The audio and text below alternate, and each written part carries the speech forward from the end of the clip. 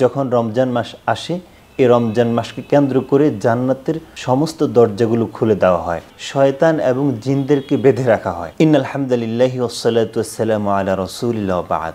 রমজান মাস এমন একটি মাস যে মাসকে কেন্দ্র করে আল্লাহ রাব্বুল আলামিন অসংখ্য অগণিত রহমত নাজিল করেন।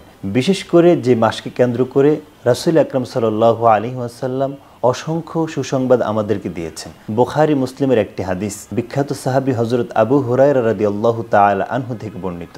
রাসূল আকরাম সাল্লাল্লাহু আলাইহি ওয়াসাল্লাম ইরশাদ করেছেন, ইযা জাআ রমাদান ফুতিহাত আবওয়াবুল জান্নাহ। যখন রমজান মাস আসে এই রমজান মাসকে কেন্দ্র করে জান্নাতের সমস্ত দরজাগুলো খুলে দেওয়া হয়। ওয়াগুল্লিকাত আবওয়াবুন নার, জাহান্নামের সমস্ত দরজাগুলো বন্ধ করে দেওয়া হয়। অসুফিদাতিশ শায়াতিন, শয়তানদেরকে শৃঙ্খলাবদ্ধ করা হয়। এক কথাই শয়তানদেরকে বেঁধে রাখে। তাহলে এই হাদিস দ্বারা প্রমাণিত রমজানকে কেন্দ্র করে জান্নাতের সকল দরজা খুলে দেওয়া হয়, জাহান্নামের সমস্ত দরজাগুলো বন্ধ করে দেওয়া হয়। আর পৃথিবীতে যত শয়তান আছে মানুষের অনিষ্ট করার চেষ্টা করে, সমস্ত শয়তানদেরকে বেঁধে রাখা হয়। যার কারণে অন্য অন্য মাসের তুলনায় এই মাসে মানুষ বেশি আল্লাহ রাব্বুল আলামিনকে ডাকার চেষ্টা করে, রমজানের সিয়াম সাধনা করার চেষ্টা করে, নামাজ পড়ার চেষ্টা করে। এই ব্যাপারে আরেকটি হাদিস রাসূল আকরাম সাল্লাল্লাহু আলাইহি ওয়াসাল্লাম ইরশাদ করেছেন, ইযা কানা আউয়ালু লাইলাতিন মিন শাহরি রমাদান। এই ব্যাপারে রাসূল আকরাম সাল্লাল্লাহু আলাইহি ওয়াসাল্লামের আরেকটি হাদিস বর্ণিত হয়েছে, ইযা কানা আউয়ালু লাইলাতিন মিন শাহরি রমাদান।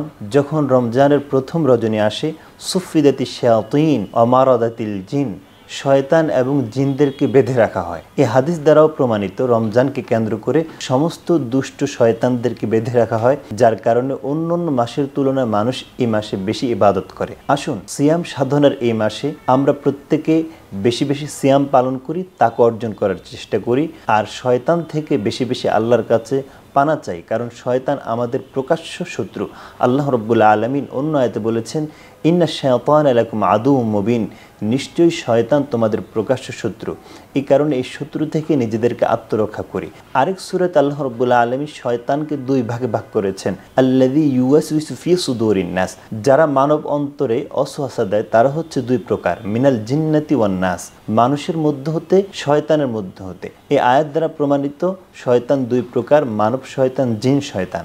জিন শয়তানকে এই রমজানে বেঁধে রাখা হয়, তবে মানব শয়তান তার আপন অবস্থায় থেকে যায়। এই কারণে এই রমজানে যেমনিভাবে আমরা জিন শয়তান থেকে আল্লাহর কাছে আত্মরক্ষার জন্য চেষ্টা করব, তেমনিভাবে মানব শয়তান থেকেও আমরা আত্মরক্ষার চেষ্টা করব।